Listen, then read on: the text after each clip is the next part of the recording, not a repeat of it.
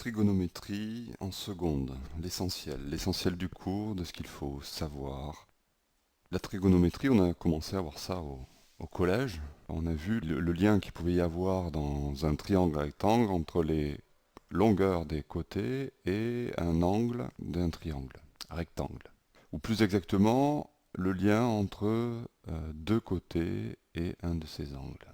Et en plus, on l'exprimait en degrés. Alors nous allons voir des angles exprimés en radians et on va introduire le cercle trigonométrique. Le cercle trigonométrique, donc ici on a un repère orthonormé, OIJ, l'unité est donc OI, que l'on retrouve sur OJ. On peut tracer un cercle de rayon 1, et ce cercle, c'est le cercle de rayon 1 et de centre O, origine du repère, c'est ce qu'on appelle le cercle trigonométrique. Imaginons que l'on ait une corde ici, qui est attachée au point I, et qui est l'origine du repère sur cet axe, qu'il y ait un sens positif, c'est-à-dire si on tourne dans ce sens, c'est le sens positif, et si on tourne dans le sens inverse, ça sera le sens négatif. En tournant, on va en fait enrouler ce fil sur le cercle. Et on va regarder où se positionne le X, ce point qui est sur la corde. Donc on enroule, il se met là. Donc en fait, si la longueur ici de cet arc, c'est X, et c'est la longueur donc de cet arc de cercle qui a pour rayon 1, et le périmètre d'un cercle de rayon 1, c'est quoi? Ben, c'est 2π. Donc un tour entier, ça va être 2π. Donc je rappelle, ici, l'arc, cet arc, vaut x. Si on fait un tour de plus, eh bien on a x plus 2π. Un autre tour, x plus 4π. Et si on fait donc de ce point x, une fois qu'on a posé là, on tient par exemple la corde ici avec le doigt et qu'on revient en arrière, c'est-à-dire qu'on va tourner dans le sens négatif, et qu'on fait un tour, on revient au même point, et la valeur c'est x moins 2π, puisqu'on a fait un tour, mais dans l'autre sens. Donc il y a cette idée de sens, de parcours du cercle. Soit on fait un tour dans le sens positif, soit on fait un tour dans le sens négatif. Donc ceci c'est important. On verra pourquoi après. Donc en fait, on peut faire un certain nombre de tours dans le sens positif ou dans le sens négatif. Donc ce que je note ici, c'est la valeur de cet arc, c'est x plus un certain nombre de tours, k étant un entier relatif, puisque le certain nombre de tours peut être dans le sens positif ou dans le sens négatif. C'est ce qu'on dit, cette mesure, donc la mesure de cet arc, est à 2π près. 2π près. On dit aussi modulo 2π. Donc le point sur le cercle qui correspond donc à la mesure x, on va l'appeler le point M. Donc la distance, la longueur de l'arc IM, c'est x. Et l'angle OIM a pour mesure donc x. Et c'est la mesure en radians de l'angle. Donc la mesure en radians d'un angle correspond en fait à la longueur de l'arc de cercle, du cercle trigonométrique de rayon 1. Donc en fait, on aura des valeurs différentes que des valeurs en degrés. Mais ça, on le savait déjà. Hein. Et donc là, l'angle 360 degrés, donc c'est un tour, on a vu que ça correspondait à 2π, qui est en fait la circonférence du cercle trigonométrique. Voyons quelques valeurs particulières. L'unité, le point 1, ben, il tomberait par là. Si on mettait plus pi sur 2, moins pi sur 2, sens négatif, on aurait, donc le plus pi sur 2 tomberait ici, le pi là, ce qui correspond à un demi-tour. La moitié de 2 pi, c'est bien ça. Là, c'est un quart de tour. Le quart de 2 pi, c'est pi sur 2, et etc. Et 2 pi ici. De la même façon, dans l'autre sens, donc on aurait moins 2pi, qui correspond à notre 3pi sur 2, moins pi, qui est pareil que pi, moins 3pi sur 2, moins 2pi. Donc, je répète, on l'avait vu déjà tout à l'heure, mais tous les points sur le cercle ont différentes valeurs de mesure. Tout dépend dans quel sens on tourne, hein. On fait tourner la corde ici pour aller jusqu'au point.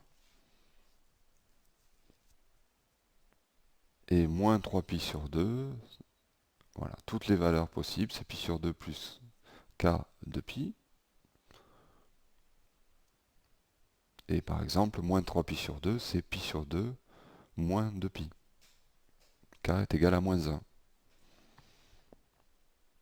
Là, ici, pareil, moins pi, c'est en fait, on pourrait l'obtenir à partir de pi en faisant un tour complet, mais dans l'autre sens.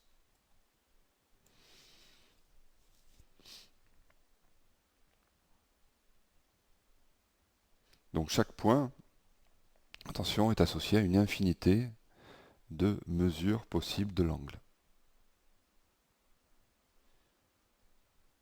À plus qu'à pi près. Alors voyons maintenant ce qu'il en est du cosinus et du sinus d'un nombre. Eh bien ce nombre, ça va être x, correspond donc à la longueur de l'arc ici, et il peut prendre n'importe quelle valeur, on l'a vu, puisque c'est en fait l'abscisse sur une droite ici sur la corde. Donc x prend n'importe quelle valeur réelle. On a associé donc ce point M, qui est un point du cercle trigonométrique. Qu'est-ce que c'est que le cosinus? Le cosinus, en fait, ça va être l'abscisse de ce point et le sinus, l'ordonnée. Donc c'est simple, c'est juste abscisse et ordonnée. Si on prend le point mx à un autre endroit, mais c'est pareil, hein, l'abscisse c'est le cosinus et l'ordonnée c'est le sinus. Donc voilà. Dans le cas du quart de cercle d'un angle aigu, compris entre 0 et pi sur 2.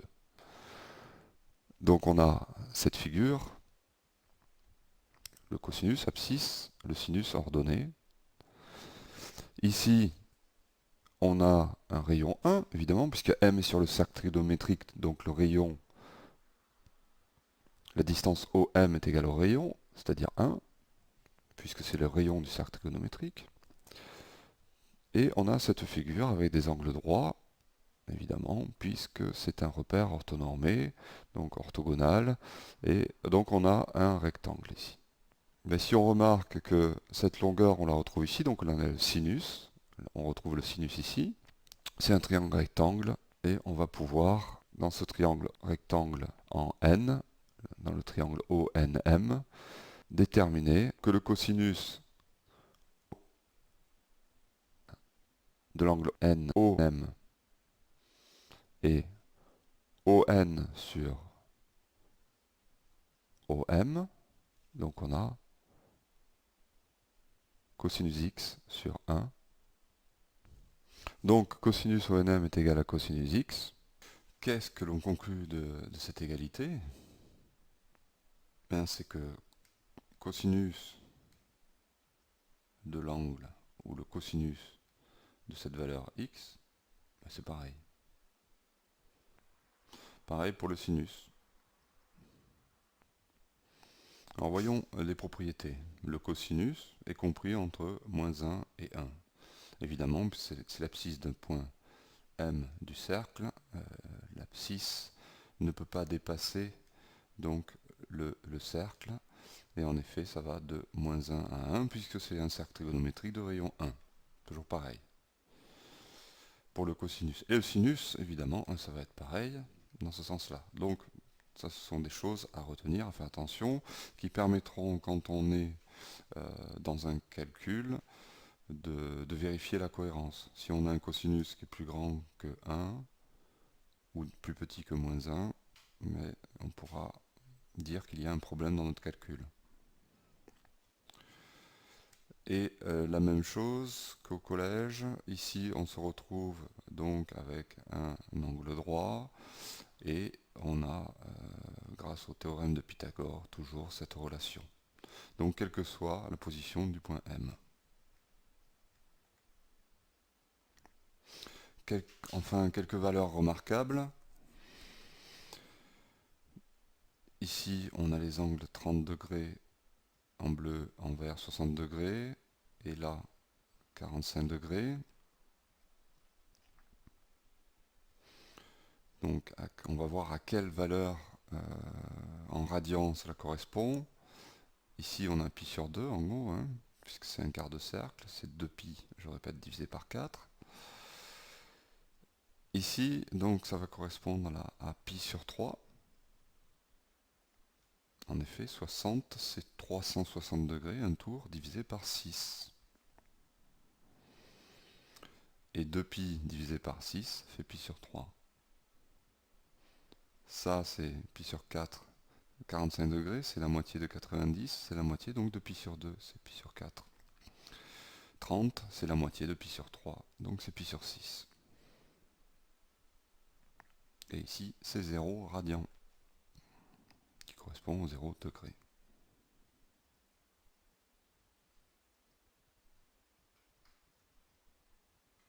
Donc voilà.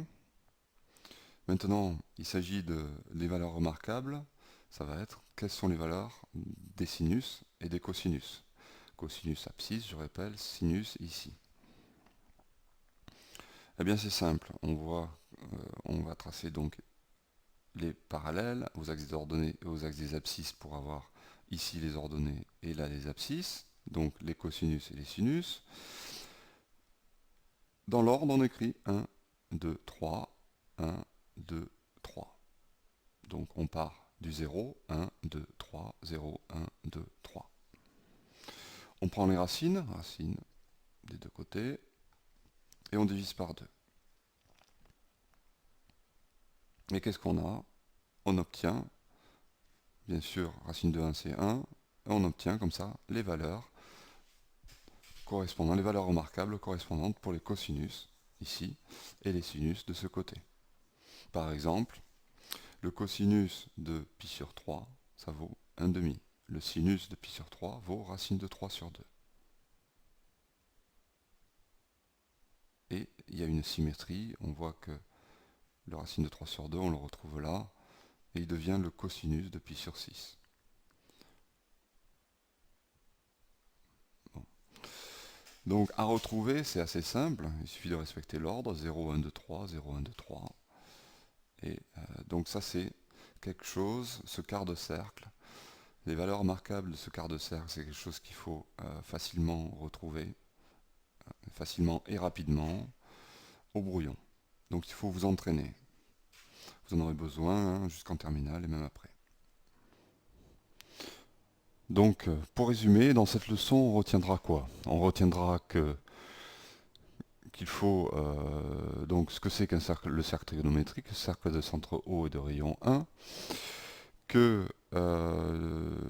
un point sur ce cercle, à ce point correspond plusieurs valeurs de x, et exprimées en radians, et ceci à k tours près.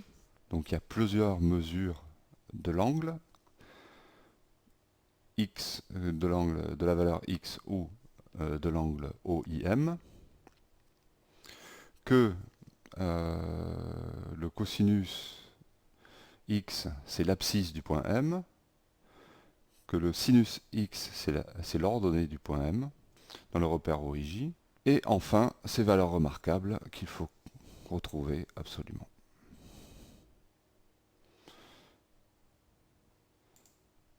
Rendez-vous à la vidéo sur le savoir-faire et rédiger, c'est-à-dire les exercices, les méthodes et la rédaction.